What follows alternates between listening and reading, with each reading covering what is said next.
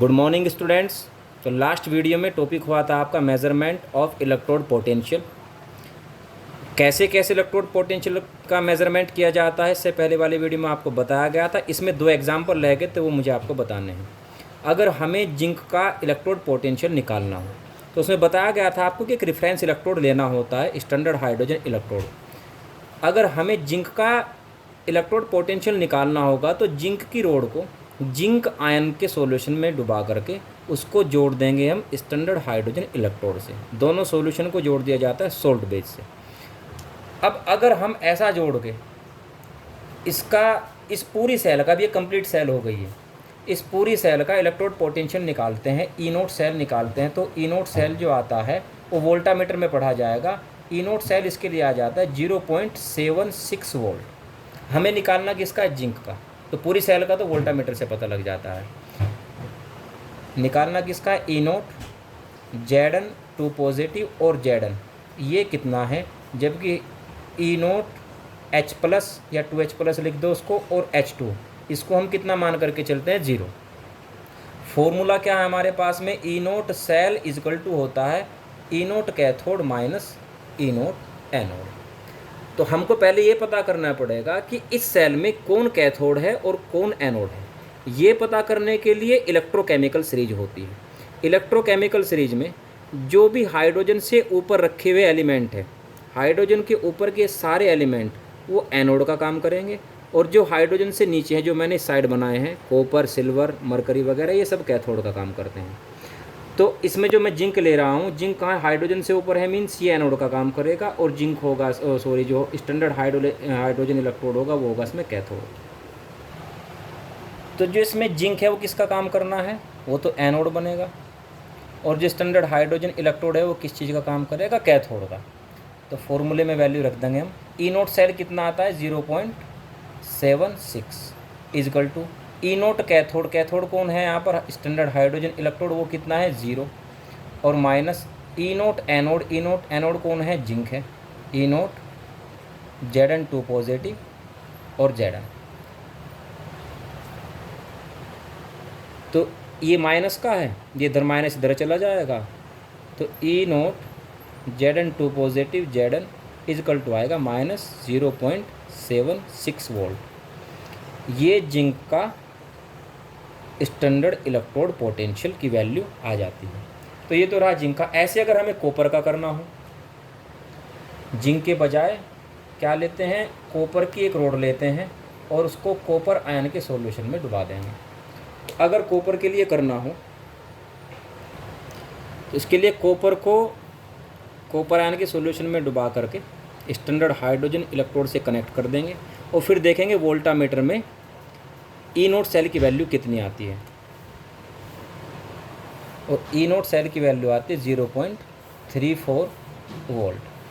अब निकालना किसका है? कॉपर का, यानी कि ई नोट Cu2 पॉजिटिव और Cu। अब कॉपर कहाँ रखा हुआ है? इधर हाइड्रोजन से नीचे है कॉपर, तो कॉपर किस चीज़ का काम करेगा? यहाँ कैथोड का। कॉपर होगा कैथोड, और स्टैंडर्ड हाइड्रोजन इलेक्ट्रोड क्या हो जाएगा? फिर एनोड हो जाएगा। इसको कितना माना जाता है? 0 माना जाता है। तो E naught cell is equal to E naught cathode minus E naught anode. Formula हमारे पास है। ई नोट सेल की वैल्यू कितनी है? 0.34 is equal to E naught cathode. Cathode कौन है? यहाँ कॉपर है। ई नोट Cu2 पॉजिटिव और Cu minus E naught anode कौन है? स्टैंडर्ड हाइड्रोजन इलेक्ट्रोड, वो कितना माना जाता है? 0। तो ई नोट जो कॉपर का स्टैंडर्ड इलेक्ट्रोड पोटेंशियल है वो कितना आ जाएगा? फिर ये प्लस का आएगा 0.34 वोल्ट। तो इस तरह से हम किसी भी मेटल का स्टैंडर्ड इलेक्ट्रॉन पोटेंशियल मेज़र कर सकते हैं। बस करना क्या होता है? इसको स्टैंडर्ड हाइड्रोजन इलेक्ट्रोड के साथ कनेक्ट करके वोल्टामीटर में सेल की ई नोट सेल की वैल्यू लेनी होती है, और फिर इस फॉर्मूले में वैल्यूज़ रख करके हम उस मेटल का स्टैंडर्ड इलेक्ट्रोड पोटेंशियल निकाल लेते हैं। तो इलेक्ट्रोड और इलेक्ट्रोड से रिलेटेड जितने टॉपिक थे आपके यहाँ फिनिश हो चुके हैं। नेक्स्ट टॉपिक आपका चलता है सेल का। हालांकि कुछ सेल सिलेबस से बाहर कर दी गई हैं, तो वो सेल आपको नहीं पढ़ाए जाएंगे। जो जो सेल अभी सिलेबस में बस वो रखे जाएंगे। सेल किसको कहते हैं? सेल का मतलब होता है एक ऐसी डिवाइस जो इलेक्ट्रिकल एनर्जी को केमिकल एनर्जी में, या फिर केमिकल एनर्जी को इलेक्ट्रिकल एनर्जी में कन्वर्ट कर सकती हो। तो सेल की डेफिनेशन क्या हो जाएगी? Cell is a device which converts chemical energy into electrical energy और electrical energy into chemical energy. जैसे कि आप घर में लेड स्टोरेज सेल यूज करते हैं, इन्वर्टर में लगाते हैं, वो दोनों ही काम करती हैं। जब आप उसको चार्ज करते हैं तो means electrical energy chemical energy में कन्वर्ट हो रही है, और जब उसको आप यूज करते हैं, उससे इलेक्ट्रिसिटी लेते हैं, तब केमिकल एनर्जी इलेक्ट्रिकल एनर्जी में कन्वर्ट हो रही होती है। तो जो घर में हम बैटरी यूज कर रहे हैं वो सेल ही है। जब दो या दो से ज़्यादा सेल को सीरीज ऑर्डर में जोड़ देते हैं तब उसको हम कहते हैं बैटरी। सेल और बैटरी में बस इतना ही डिफरेंस होता है। तो सेल होती है दो टाइप की, एक इलेक्ट्रोलाइटिक सेल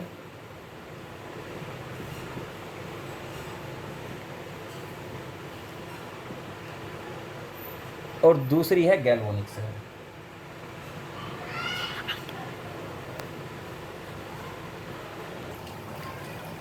इलेक्ट्रोलाइटिक सेल का मतलब होता है जो सेल इलेक्ट्रिकल एनर्जी को केमिकल एनर्जी में कन्वर्ट करती है, और अगर केमिकल एनर्जी को इलेक्ट्रिकल एनर्जी में कन्वर्ट करेगी उसको हम कहते हैं गैल्वेनिक सेल। तो इलेक्ट्रोलाइटिक सेल आपके सिलेबस से हटा दी गई है, इसको तो हमको नहीं स्टडी करना है।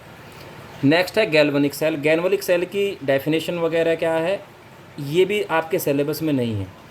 कुछ टाइप की गैल्वेनिक सेल आपके सिलेबस में, बस वो मुझे आज करानी है आपको। और गैल्वेनिक सेल को एक बार थोड़ा सा बता देता हूँ होती क्या है, उसके बाद आप नेक्स्ट सेल समझ पाएंगे। गैल्वेनिक सेल की डेफिनेशन में तो बस इतना ही है कि जो सेल केमिकल एनर्जी को इलेक्ट्रिकल एनर्जी में कन्वर्ट करती है, मीन्स जिनसे हम इलेक्ट्रिसिटी लेते हैं, तो it's a device which converts chemical energy into electrical energy. अच्छा, गैल्वेनिक सेल दो टाइप की होती हैं, एक प्राइमरी और एक होती है सेकेंडरी सेल। प्राइमरी सेल उसे कहते हैं जिसको हम चार्ज नहीं कर सकते, जिसका यूज एक ही बार किया जाता है, जैसे कि ड्राई सेल जो रिमोट वगैरह में यूज करते हैं। सेकेंडरी सेल जिसको हम चार्ज कर सकते हैं, जैसे मोबाइल की बैटरी। तो प्राइमरी सेल में आपको पढ़नी है डेनियल सेल।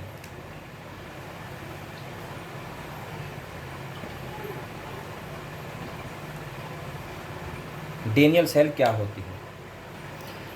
ये एक डेनियल सेल की स्ट्रक्चर है, बड़ी सिंपल सी सेल है। जो भी तक मैं बनाता आ रहा था उसमें स्टैंडर्ड हाइड्रोजन इलेक्ट्रोड को मैंने कनेक्ट किया था, वो सब एक तरह से गैल्वेनिक सेल ही थी।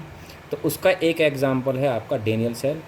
डेनियल सेल में जिंक की रोड जिंक सल्फेट के सॉल्यूशन में, कॉपर की रोड कॉपर सल्फेट के सॉल्यूशन में डुबा करके दोनों सॉल्यूशन को जोड़ दिया जाएगा सोल्ट ब्रिज से, और दोनों रोड को जोड़ देंगे वायर से गैल्वेनोमीटर के थ्रू। गैल्वेनोमीटर बताएगा कि इलेक्ट्रिसिटी कितनी बन रही है। जैसा ऐसे करने के बाद, अच्छा इस सेल में पहले ही पढ़ा चुका हूँ मैं कि जिंक आयन की फॉर्म में सॉल्यूशन में जाएगा, और जो इलेक्ट्रॉन है वो इलेक्ट्रॉन की एक्सेस यहाँ इकट्ठी हो जाएगी। तो कैसा हो जाएगा, सारी की सारा जो रोड है नेगेटिव चार्ज वाली। अब ये इलेक्ट्रॉन यहाँ से एनोड से कैथोड की ओर चलना शुरू कर देंगे, क्योंकि इसको एनोड कहते हैं। यहाँ पे एनोड क्यों कहा जाता है इसको? क्योंकि जिंक से ऑक्सीडेशन हो रहा है। जो जेडन है वो इलेक्ट्रॉन का लॉस करके जिंक आयन में कन्वर्ट हो रहे हैं। इसको क्या बोलते हैं? ऑक्सीडेशन। तो यहाँ ऑक्सीडेशन हो रहा है, तो जिस पर ऑक्सीडेशन हो उस रोड को क्या बोलते हैं? एनोड। तो इलेक्ट्रॉन चलेंगे एनोड से कैथोड की तरफ, इलेक्ट्रॉन का फ्लो ऐसे होगा, और इलेक्ट्रॉन के उल्टे क्या चलते हैं? इलेक्ट्रिसिटी चलेगी इधर को। इसी पे क्वेश्चन बनते हैं, पूछ लेते हैं इलेक्ट्रॉन कैसे चलते हैं, इलेक्ट्रिसिटी कैसे मतलब किस साइड से किस साइड चलती है और क्यों चलती है।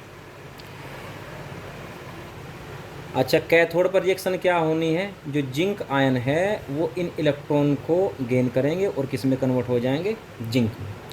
अब इसमें क्या होगा कि धीरे धीरे सारे जो आयन है, जो कॉपर आयन है, कॉपर आयन सारे ही जब कॉपर में कन्वर्ट हो जाएंगे, इससे फिर इलेक्ट्रिसिटी मिलना बंद हो जाएगी। मीन्स ये एक प्राइमरी सेल है जिसको फिर हम दोबारा चार्ज नहीं कर सकते हैं।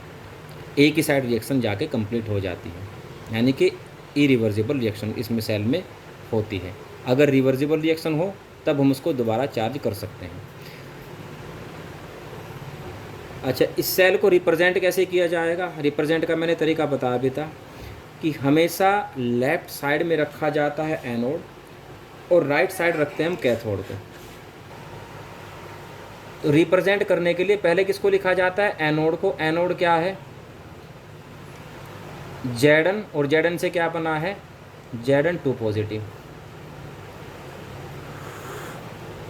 और सोल्ट ब्रिज से अलग किया गया है तो 2 डबल लाइन ऐसे रख देंगे। और जो कॉपर है, कॉपर आयन से कॉपर बन जा रहा है, ये क्या हो रहा है, रिडक्शन। रिडक्शन का मतलब फिर ये कैथोड का काम करेगा, मीन्स Cu2 पॉजिटिव से क्या बन जा रहा है, कॉपर। तो रिप्रेजेंटेशन का तरीका होता है किसी सेल को। तो में तब तक आप इन सेल को जितना आपको बताया वो आप बुक से स्टडी करिएगा और उसी के हिसाब से फिर नोट्स बना लेंगे।